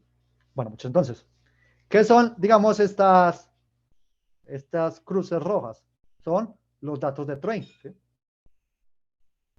La línea, digamos, esta línea de este color morado es la predicción en train, ¿sí? La línea verde son los datos de text y la línea roja es, digamos, la predicción digamos, en text, ¿sí? Entonces, hay como para que tengamos en cuenta esas, digamos, etiquetas, ¿sí? Entonces, ¿qué observamos, muchachos? Nótese que en la predicción, digamos, en los datos de entrenamiento, el modelo parece ser que responde como, muchachos. ¿Cómo responde? En este espacio. ¿Cómo lo observan?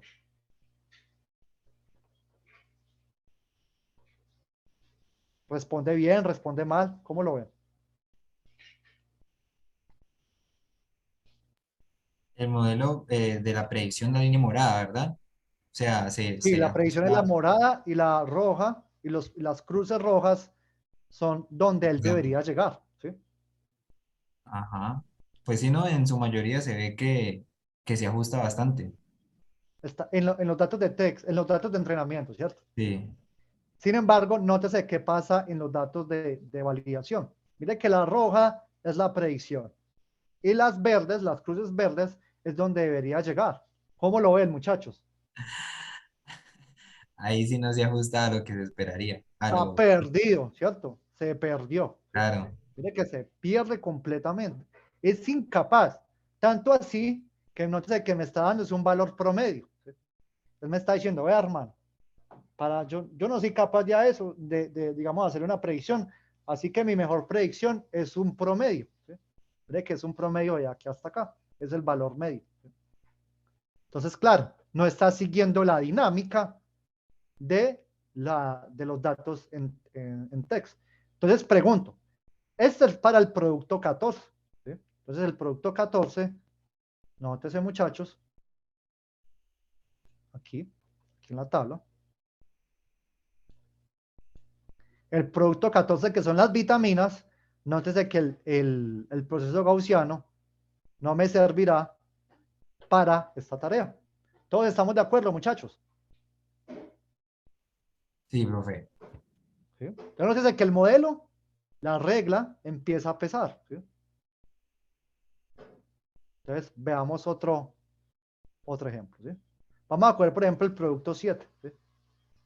¿Qué pasa con el producto 7, muchachos? Aplicando, digamos, un análisis similar. En la parte del entrenamiento de la predicción también se ve bastante ajustada, pero pasa lo mismo con el Con testeo. la validación. ¿Sí? Sí, Listo. Entonces, nótese que hay un problema. ¿Sí? Hay un problema y es que, digamos, en la fase de entrenamiento parece ser que, digamos, se adecua muy bien. ¿Sí? Pero en la fase de validación no pasa, no pasa eso. Antes, al contrario, su desempeño se vuelve pobre, pueril, ¿cierto? No es, digamos, eh, digamos un desempeño aceptable. Ahora, entonces te preguntarán, profe, pero ¿qué es lo que está pasando? Porque mire que en los datos de text, de entrenamiento, él se comporta bien, pero sin embargo en la validación no. Entonces, esto es lo que se conoce como el concepto de overlapping o sobreentrenamiento. ¿Sí? Cuando se da cuenta que el sobreentrenamiento, digamos, un modelo está quedando sobreentrenado, ¿sí? Y digamos, está quedando sobreentrenado, es porque, digamos, en la predicción se comporta muy bien, pero, digamos, en la validación no responde. ¿Sí? Eso se conoce como, digamos, el fenómeno de overlapping. Entonces, claramente, el GP en esta aplicación se está sobreentrenando. Es decir, este modelo, digamos, digamos, tiene muchos parámetros, tiene, digamos, tantos parámetros que un ajuste, digamos, por fuera de los datos que participan en el entrenamiento, digamos, ocasionan, digamos, una respuesta oscilatoria en los datos de validación y es lo que está pasando acá. ¿Sí? Aquí entonces estamos teniendo ese problema. Nótese que ese problema se repite casi para todas y para algunas intenta. Mire, para esta, mire que él intenta, mire que aquí la predicción ya no es tan buena en los datos de entrenamiento. Sin embargo, la disminución de la predicción en los datos de entrenamiento, nótese que él intenta ya en la validación, digamos, un mejor resultado. Todo lo observan, muchachos. sí, profe. Profe, tengo una preguntita. ¿Sí? Es que ahí sí, como que no entendí. Porque es que yo suponía que entre mejor se entrenara el No sistema, mejor iba a necesariamente. ser la predicción. Ese No era, necesariamente. ajá. No necesariamente. Espera, ya les muestro una. Profe, profe Milton, ¿a qué horas llega el otro profe? 8:30 creo. Pero antico miro el Ah, horario. bueno, entonces digamos, tiempo. Claro, porque es que así de rapidez por lógica, eso es lo que supongo que cualquiera pensaría. Bueno, Sí, 8:30. vamos a mirar este libro. Vamos a ver si yo encuentro acá. Esto es un concepto, digamos, clave en el aprendizaje de máquinas, que se conoce como el concepto de overlapping. Ya se lo mostramos. No necesariamente digamos, un modelo con buen rendimiento en el entrenamiento significa que, digamos, vaya a responder de manera correcta en la validación. ¿Sí? Sí, ahí lo que ocurre muchas veces es Mirando, que el modelo se aprende de memoria los datos de entrenamiento, pero no es capaz de, ante nuevos datos, generar una respuesta válida. Entonces se aprende muy bien lo que le mírelo, está mostrando, pero ante mírelo nuevos acá. casos ya no. ¿Sí? Mírelo, todos ven esta gráfica, muchachos. ¿Sí? Compañeros, ¿sí la alcanzan a ver? Sí, profe. Sí. Bueno, entonces, nótese este modelo, ¿cierto? El línea rojo, ¿cierto? Estos son los datos de entrenamiento, ¿cierto? Los azules. Todos van conmigo, muchachos. Sí, los círculos azules, ajá. Sí. Entonces, nótese que la predicción pasa por todos los datos digamos, de entrenamiento. ¿Sí? Mire que pasa por todos los puntos. O sea que tiene un error cero. ¿Por qué? Porque logra pasar por todos esos puntos. Pero ¿qué pasa por los puntos que no, digamos, no están o hacen parte de la validación? Nótese que genera una oscilación. Mire el cambio tan brusco que genera en este intervalo entre el primer circulito y el segundo circulito. Nótese que hay una oscilación. ¿Sí? En este caso, decimos que el modelo está sobreentrenado. Vamos a ver cómo es el error. ¿Sí? Mire cómo es el error. Este es el error RMS y ese es el número, el grado del modelo. ¿Sí? Entonces, mire, nótese, compañero, cómo es el error en training. Mire que es prácticamente cero. Pero cómo es el error en los datos de validación. Muy grande. ¿Sí?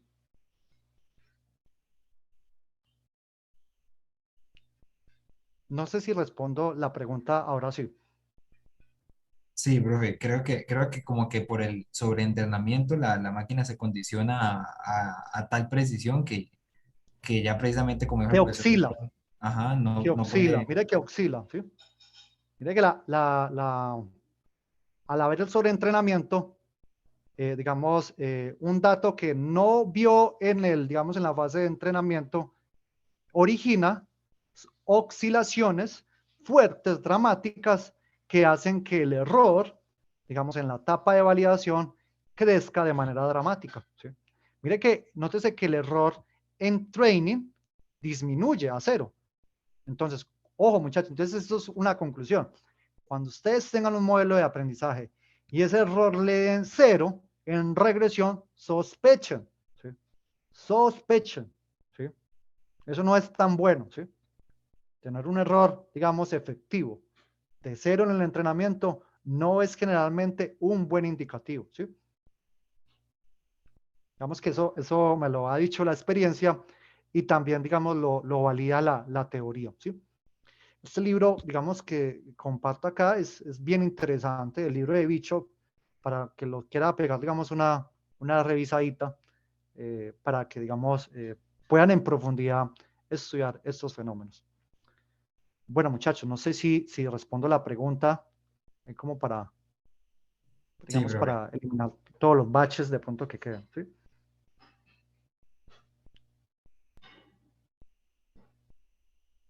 Bueno, Entonces, muchachos, profe, entonces, sí. qué pena, entonces debe existir como un cierto equilibrio entre el entrenamiento y el testeo para poder tener entonces resultados más Eso precisos. depende del modelo, ¿sí? Eso Ya, depende en gran medida del modelo.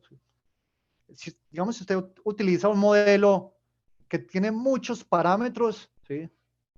Digamos, es muy posible que usted vaya a, digamos, tener un problema de sobreentrenamiento. ¿Sí?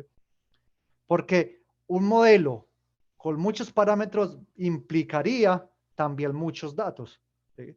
¿Por qué? Porque necesita usted suficiente información para poder sintonizar los parámetros W de ese modelo.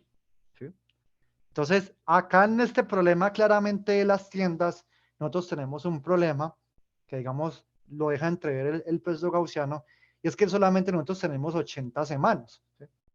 Y el proceso gaussiano generalmente es un modelo que tiene muchos parámetros. Entonces, lo que me está diciendo es lo siguiente. Hermano, yo me estoy sobreentrenando porque parece ser que la información que usted me está entregando no es lo suficientemente, no es lo suficiente, digamos, para yo, digamos, lograr sintonizar todos los parámetros de una manera que se pueda extraer la información, digamos, o el patrón de los datos. ¿Sí? Eso es lo que está pasando. ¿Sí? Entonces, ¿qué es lo que voy a tratar de hacer, muchachos? Voy a mostrar un modelo más simple, ¿sí? Como para tratar de, de, de responder entonces esa pregunta. ¿Sí? Entonces, permítame, yo por acá saco una máquina de soporte vectorial y probamos a ver qué pasa. ¿Sí?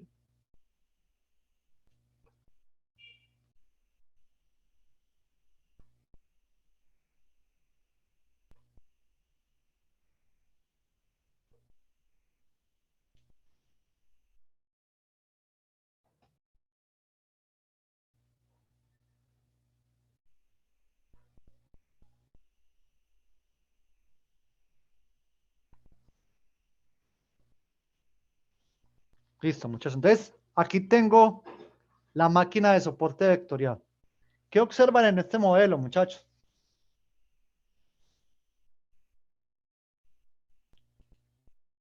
Muchachos, ¿me escuchan?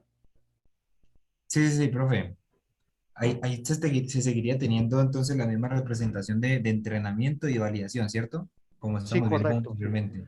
Los puntos negros, ¿cierto? Los punticos negros son los datos reales de entrenamiento. La línea verde es la predicción en el entrenamiento. Los puntos azules son los datos de text, ¿sí? Y la línea roja es la predicción del modelo, ¿sí? Pues, profe, ¿Cómo yo se observa? podría decir que, o sea, en comparación a los anteriores ejemplos, como que hay una mejor respuesta tanto en Hay una la... mejoría, hay una Sí, mejora. No mucha, pero se está intentando, ¿cierto? era porque siempre también hay bastantes datos que no entran. Exacto. Sí, por ahí va la cosa, ¿cierto? Miren que esto se vuelve muy exploratorio y es lo que yo quiero también, digamos, darles a entender, ¿sí? Aquí en el Machine Learning también es de mucha experimentación, ¿sí? Mi profesor, yo recuerdo que el profesor que me enseñó mi Machine Learning me decía, Carlos, tenga paciencia que al final esos datos van a terminar cantando, ¿sí? Es decir, uno procesa tanto la información, la cacharrea, la trata, digamos, la pone a trabajar tanto que al último eso le termina a uno dando. De alguna manera, tanta experimentación que se hace, uno termina dando por el chiste, ¿sí? Entonces, aquí lo que estoy tratando de mostrarles, muchachos, es cómo diferentes métodos me van dando, digamos, a entrever que, digamos, eh, puedo llegar a encontrar siempre un modelo que se comporte de mejor manera, ¿sí? Entonces, que aquí la máquina de soporte vectorial está intentando, ¿sí? Todavía estoy obteniendo un rendimiento pobre, pero ya, digamos, está tomando al menos la variabilidad de la demanda, ¿sí? ¿Estamos de acuerdo, muchachos? Sí, profe. ¿Sí? Listo.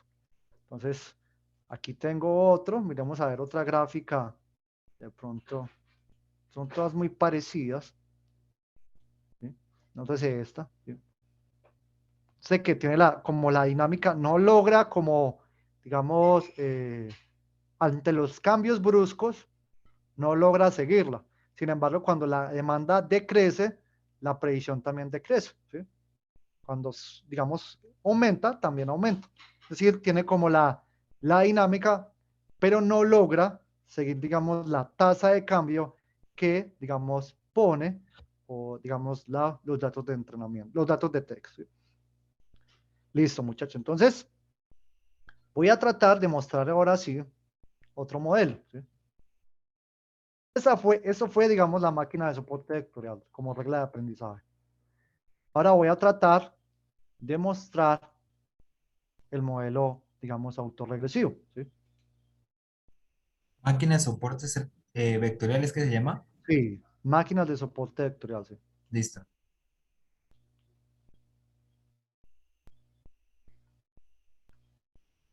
Listo. Entonces, aquí está el modelo autorregresivo. ¿Qué observan en el modelo autorregresivo, muchachos? Ah, Nuevamente, no, profe. sí. Entonces, mi nota sea, las cruces son la estimación, las cruces rojas, estimación en trade. La línea negra son los datos de entrade. La estimación de T son las flechas, digamos, las cruces negras, y los datos de text son la línea continua roja. ¿Cómo la ven ahorita, muchachos? Ahí fue, profe. ¿Hay mejora? Claro. ¿Sí? Estamos de acuerdo que este modelo responde de mejor manera, muchachos. De hecho, hay mayor precisión en la validación que en el entrenamiento, ¿no? Exacto. Allá es donde yo quiero, digamos, apuntar. Ojo, muchachos, no necesariamente, como lo veíamos aquí en el libro, ¿cierto? Que es uno de los libros, una autoridad en el Machine Learning, no necesariamente un buen error en entrenamiento me garantiza, digamos, un buen rendimiento en la validación, ¿sí? Entonces, eso, digamos, es muy importante porque, digamos, a veces se tiende a confundir de que errores buenos en el entrenamiento, pues garantizan buenos resultados en la validación. Y eso no siempre es cierto. Entonces, como para que, digamos, lo tengan presente en sus futuras aplicaciones, ¿sí? Entonces, nótese que acá no hay tan buen rendimiento en el entrenamiento, pero en la predicción es fantástico. Nótese algo particular, muchachos.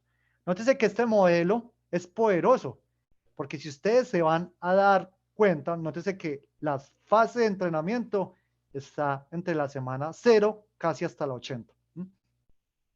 ¿Qué quiere decir esto? Que este predictor está a futuro, ¿sí? Nótese que él predice el futuro de las ventas, ¿sí? Nótese que está la predicción en la semana 80, está la predicción en la semana 100, ¿sí? Nótese que en la fase de entrenamiento nunca participó una demanda, por ejemplo, por este lado, ¿sí? Y eso es lo que nosotros queremos. Nosotros queremos brindarle al tendero una herramienta que él pueda entrenar digamos, la máquina con datos del pasado y poder predecir el futuro, ¿sí? Y nótese cómo este modelo, digamos, permite hacer eso. Predice el futuro, ¿sí? De las ventas, lo que él debe solicitar, ¿sí? Entonces, claramente, nótese que acá él puede, claro que estos son valores normalizados, esto habría que normalizarlo, pero básicamente está siguiendo la dinámica, ¿sí? Entonces, veamos otra clase, por ejemplo, la 7, ¿sí? Veamos la 7. Nótese cómo, usted, por ejemplo, ven aquí valores negativos, no se asusten, que estos valores están normalizados.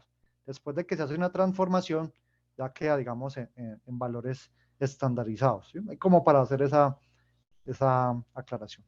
Entonces, nótese, muchachos, cómo es para el producto número 7. Es decir, si vamos acá a la tablita, la cerveza, ¿sí?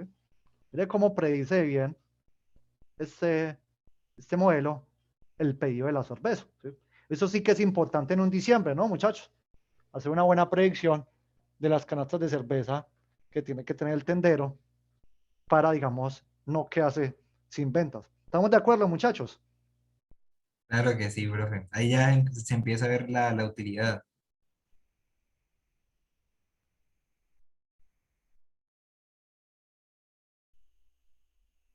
Muchachos, ¿me escuchan? Sí, profe, claro que sí. Decía que ahí ya se puede ver la utilidad, cuando ya empiezan a obtenerse predicciones bastante acertadas. Exacto, sí. Y eso es lo que, digamos, quiero que dejen de entrever digamos, lo fuerte, digamos, lo importante de un predictor, ¿sí? Digamos, en este caso, un regresor. Los regresores, muchachos, son toda una literatura, ¿sí? Así como, digamos, ustedes, digamos, en los cursos de Machine Learning, generalmente le hablan a uno más de clasificadores que predictores, ¿sí? Los clasificadores son, digamos, una temática muy extensa. Lo mismo sucede con los predictores, también es otro mundo y tiene muchas aplicaciones. Ya vamos a entrar a hablar, digamos, hacer un background rápido, cuáles son, digamos, algunas de las aplicaciones donde pueden aplicarse, digamos, eh, algunos tipos de predictores, ¿sí? Muchachos, ¿qué preguntas se suscitan, digamos, de estos experimentos, de esta aplicación ahí, digamos, introducida de manera rápida?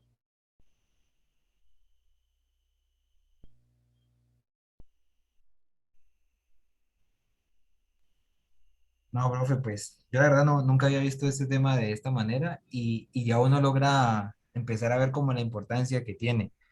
Eso sí, pues teniendo en cuenta que toca que, no sé, supongo que existe la manera de encontrar como la función que me determina a mí ya el nivel de precisión, dependiendo el entrenamiento. Sí, digamos que acá, digamos, en la literatura, hay algunas métricas que le permiten a uno de manera cuantitativa definir qué tan bien entrenado está el modelo. Son, digamos, algunas métricas de error, ¿sí? Puede utilizar, digamos, un error estandarizado, medio cuadrático, digamos, existen errores normalizados. Hay muchas métricas que, digamos, se pueden utilizar, que son como unos indicadores de qué tan bien está entrenado el modelo o qué tan bien fue el desempeño. Así como en clasificadores se habla de la matriz de confusión, digamos que en los regresores también existen, digamos, algunas métricas también importantes. ¿Sí? Bueno, muchachos, entonces voy a pasar entonces acá a hablar un poco, unos minutos de lo que, digamos, habla algunas aplicaciones, ¿cierto? Aquí hay una aplicación, muchachos, en la calidad de energía eléctrica, ¿sí? Y es, digamos, el modelar la dinámica de un horno de arco eléctrico. ¿Todos alguna vez han escuchado o saben qué es un horno de arco eléctrico, muchachos? Yo la verdad no, profe. Bueno, resulta que un horno del arco eléctrico, muchachos, son los hornos que se utilizan a nivel industrial para fundir metal, ¿sí?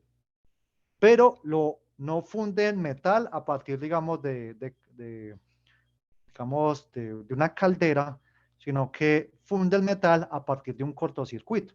Es decir, generan un cortocircuito y pues el cortocircuito genera tanta corriente que calienta el material y lo termina por fundir, ¿sí?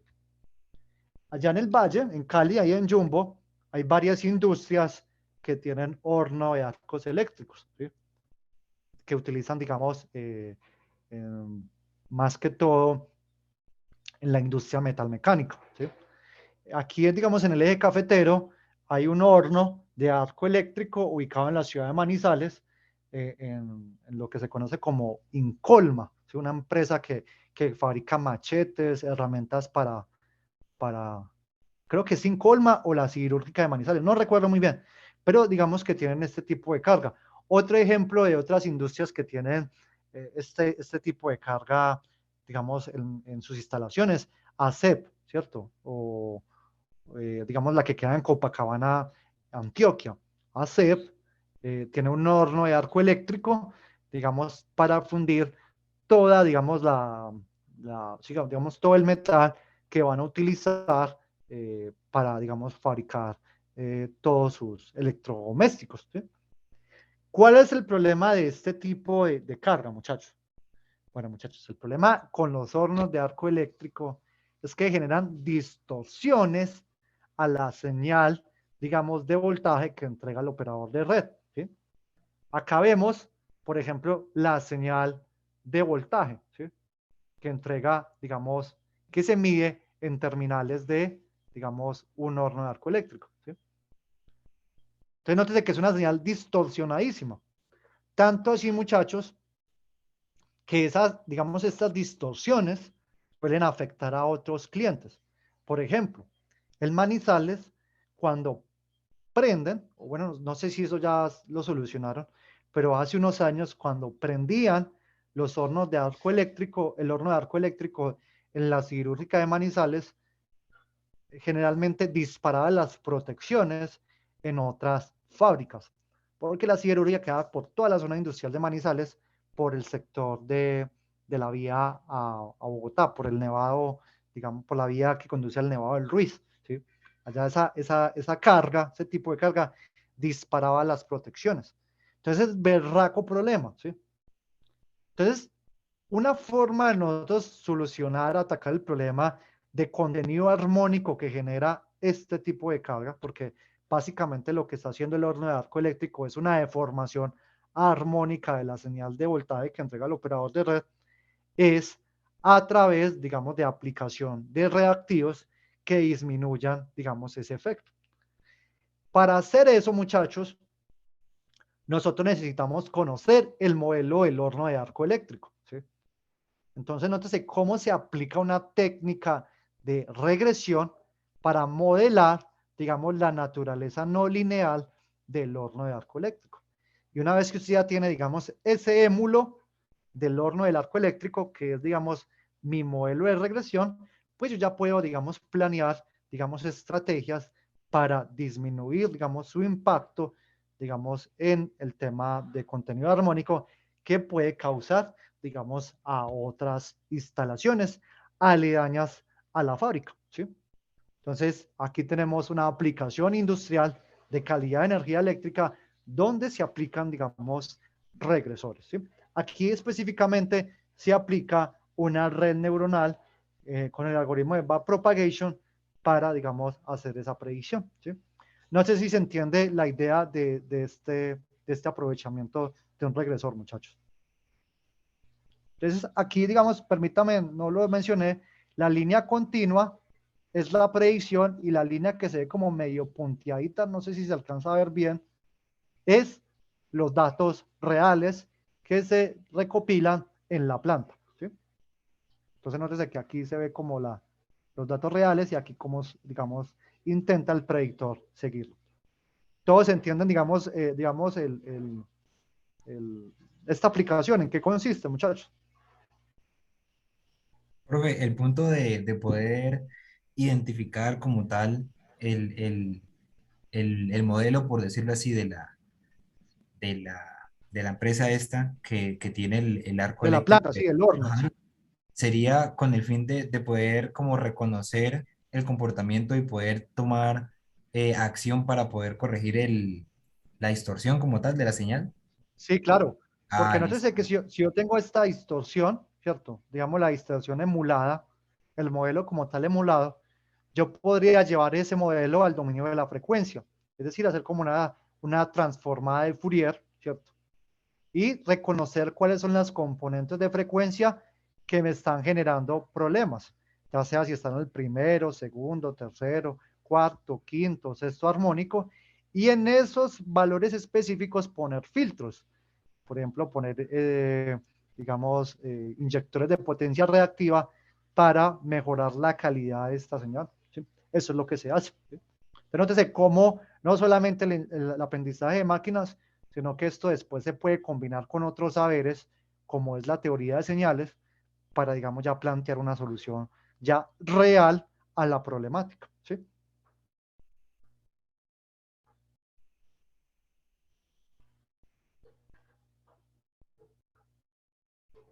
Sí, muchachos, sí. Vale, brother. Listo. Bueno, muchachos, aquí vemos entonces cómo modela las corrientes. Nótese que modela los voltajes y modela los corrientes, el modelo, digamos, neuronal. Nótese que tiene mejor desempeño para modelar los voltajes que las corrientes. Eso se puede ver, digamos, a digamos, a los cambios tan abruptos que sube la corriente. Nótese que son corrientes de 1 por 10 a la 5 kiloamperios, ¿sí? O sea, eso son unas corrientes excesivamente altas, ¿sí? Entonces, puede que sea difícil, digamos, que el modelo neuronal siga esa dinámica, sin embargo, es una muy buena aproximación lo que está logrando, ¿sí? Entonces, aquí les dejo, digamos, esa aplicación, digamos, en tema de ingeniería eléctrica, ¿sí? Una aplicación real que, digamos, puede tener los modelos de predicción en un ambiente industrial, ¿sí? Ahora, muchachos, en telecomunicaciones, ¿sí?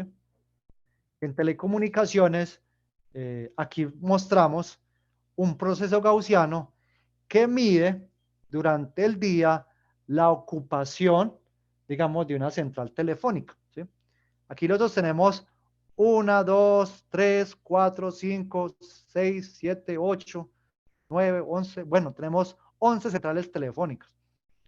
Resulta que esas centrales telefónicas por día, su ocupación varía, ¿sí?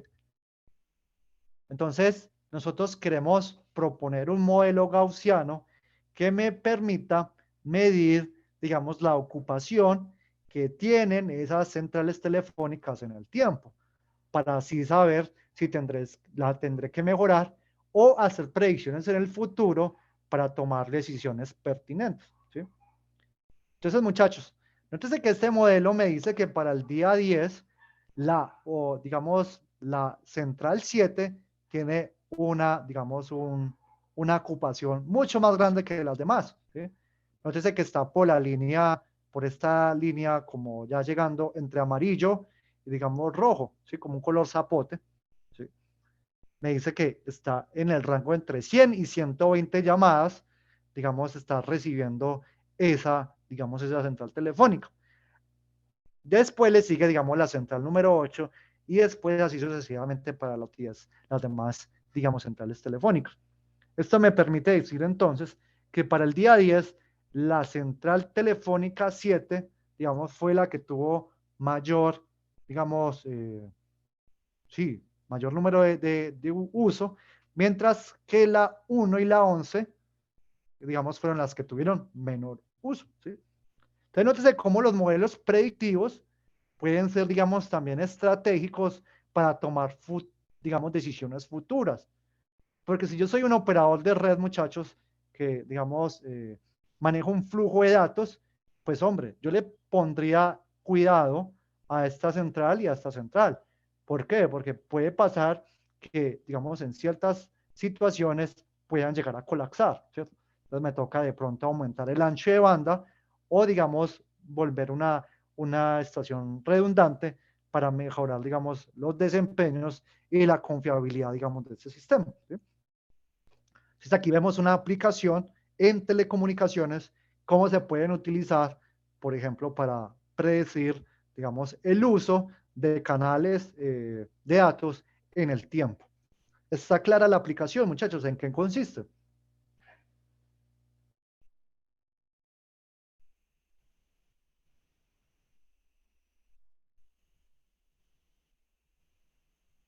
Muchachos, ¿sí? ¿Me escuchan?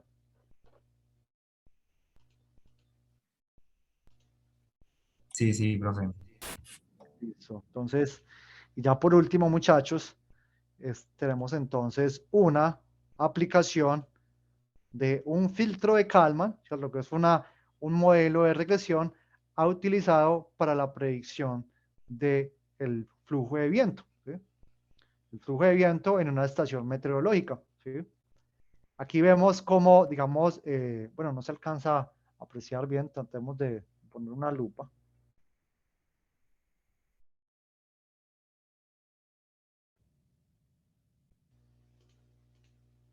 ¿Sí? Acá tenemos los datos, los puntos, los alcanzan a ver, muchachos. Un poquito borroso, pero sí, profe. Sí se alcanzan a ¿Sí? Aquí distinguir. está. Aquí los puntos, digamos, los punticos son los datos, ¿sí? De validación y la línea continua es mi predicción, ¿sí? Entonces aquí son diferentes variantes del filtro de Kalman y cómo digamos, se, se predice la velocidad del viento, digamos, por unidad de tiempo, ¿sí? Este es un tema bastante interesante y sobre todo en el tema de, digamos, de energías alternativas, ¿sí? Por ejemplo, en el tema de generación eólica, muchas veces es importante hacer predicciones de la velocidad del tiempo, no solamente para, digamos, definir el funcionamiento de los generadores eólicos, sino también para planear futuros proyectos, ¿sí? Porque si yo sé, digamos, cuál es el recurso de viento en una zona, ¿sí? O lo preveo o lo puedo proyectar, pues básicamente podré evaluar previamente si el proyecto tendrá o no tendrá, digamos, éxito en lo que se refiere al recurso energético disponible por flujo de viento, ¿sí? Entonces aquí vemos una aplicación muy interesante de, digamos, de un regresor para predecir, digamos, la velocidad a medida que el tiempo evoluciona. Está claro, muchachos, esta, digamos, esta aplicación como tal. Sí, profe. Ahí cada vez va viendo más la utilidad que tiene como la, la predicción como tal. Lo importante que puede ser en algunos casos. Exacto, ¿sí? Bueno, muchachos, ¿qué preguntas tienen? ¿Qué dudas, inquietudes? Profe, yo ahorita pues pensando, supuse que tiene que haber alguna manera en la que se evalúe qué tan difícil puede ser predecir un determinado evento en base al azar que pueda tener como tal el evento. Me refiero, por ejemplo, a predecir cosas que no tienen como una continuidad tan marcada, cosas que sean muchísimo más fluctuantes. ¿Cómo cuáles? Eh, a ver, por ejemplo, profesor, como los números que pueden salir en una determinada lotería, o sea, cosas que no tienen como transición de un antes y un después. Ah, sí, claro, sí. Digamos que, digamos, ya donde tiene una aleatoriedad, digamos, que fuera que es discreta, digamos, la repetición es, digamos, maneja mucha incertidumbre, ¿sí? Es lo que se refiere. Correcto, profe. Sí, digamos que contra esos modelos, los modelos de predicción no, no suelen funcionar muy bien, ¿sí? ¿Por qué? Porque, digamos, la información es insuficiente, ¿sí? No basta con conocer, digamos, los resultados y no basta conocer, digamos, solamente el tiempo, ¿sí? Debe, digamos, haber digamos, otra información. Sin embargo, eso no va a desaparecer la incertidumbre que hay sobre el fenómeno estocástico como tal. Porque, por ejemplo, el resultado de una lotería es digamos, es un proceso netamente estocástico. Y por más que tratemos de hacer una predicción, siempre vamos a tener incertidumbre, dado que el fenómeno es estocástico por naturaleza. Entonces podemos que nosotros acertemos a un valor esperado, es decir, nuestra esperanza. Pero eso no quiere decir que, digamos, vaya a caer. Puede que se acerque, como puede que no se acerque, ¿sí? O sea, muchachos, yo lo que le quiero decir con la predicción es que la predicción es un valor esperado, es lo que esperamos, es lo que creemos que va a pasar, es nuestro mejor modelo, ¿sí? Sin embargo, el modelo no siempre va a ser perfecto, ¿sí? Nos va a dar una idea de acerca del fenómeno, cómo se va a comportar, teniendo en cuenta la aleatoriedad, pero, digamos, acertar, digamos, 100% que va a ser así, va a ser algo, digamos, muy difícil, porque pues el fenómeno como tal es aleatorio, ¿sí? Y es estocástico por naturaleza, ¿sí? Vale, vale, profe. Muchísimas gracias. Listo. Bueno, muchachos, entonces haremos entonces una sesión de preguntas para los chicos que tengan dudas, inquietudes, para antes de cerrar entonces la sesión y darle, digamos, un espacio al profe que viene enseguida. Muchísimas gracias, profesor Carlos. Muchas gracias a los muchachos que están bastante curiosos haciendo preguntas. Eh, Algo bien interesante, digamos, de los modelos autorregresivos, o sea, el número de aplicaciones en tecnología, ustedes no se lo pueden imaginar. Desde, por ejemplo, las aplicaciones que está mostrando el profesor aquí, hasta incluso predecir precios de acciones. Se están utilizando también en esos aspectos y lo que preguntaba Gustavo tiene mucho, digamos, mucha lógica y es uno de los problemas. O sea, entre más aleatoria sea la señal, muchas veces más interesante se vuelve el problema. Y en muchas ocasiones, y ustedes recuerdan que en la primera parte estuvimos trabajando con señales de voz. Y si ustedes hacen un zoom sobre las señales de voz, ustedes se dieron cuenta que hay cierta parte de aleatoriedad, pero también cierta parte que es predictiva. Es decir, que yo como que puedo ver ciertos patrones que se van repitiendo. Eso es lo que uno trata de buscar, como cuál es o sea, como qué es esa parte predictiva que yo puedo realizar sobre una señal y a partir de ahí construir un modelo. Y normalmente se dice, es ese modelo más la aleatoriedad, ¿cierto? Es más o menos como se trabaja. Ese tipo de aplicaciones, digamos, han surgido mucho han tenido mucho espacio en las telecomunicaciones, como lo mostraba el profesor ahorita. Una de las aplicaciones es, por ejemplo, predecir la ocupación de antenas, pero también, por ejemplo, para el proceso de transmisión de voz de un teléfono a otro. Es necesario, o sea, enviar los trozos, no se envían por medio de las antenas los trozos de señal, sino que se envía es un modelo de tal forma que en el otro lado se reconstruya otra vez la señal. ¿Listo? O sea, no es práctico enviar como tal el trozo de señal completo, sino que se envía un modelo de ese trozo de señal y típicamente lo que se envía es un modelo de estos, de tal forma que al otro lado se pueda otra vez reconstruir. Entonces, o sea, el número de aplicaciones es bastante, y de áreas donde pueden tener un impacto es bastante amplio. En una tienda, por ejemplo, la aplicación que estamos viendo ahorita. Entonces es algo que espero les genere mucha curiosidad. Es bastante interesante estudiar este tipo de técnicas y aplicaciones. Y de nuevo, muchísimas gracias al profesor Carlos por el tiempo que nos dedicó y por la presentación. Eh, Ahorita a las 8:30 tenemos, no sé si hayan alguna pregunta, algún comentario, algo que quieran agregar.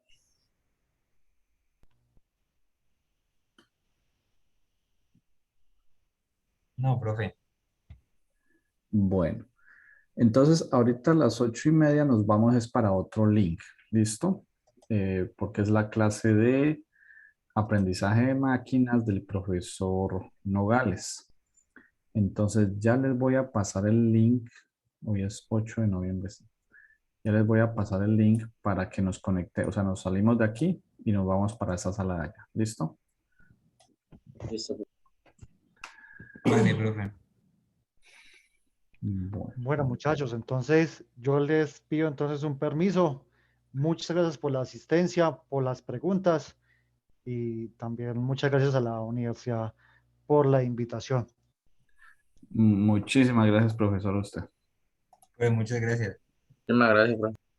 Muchas Bueno, gracias, profe. muchachos, hasta luego, que tengan muy buena noche. Hasta luego.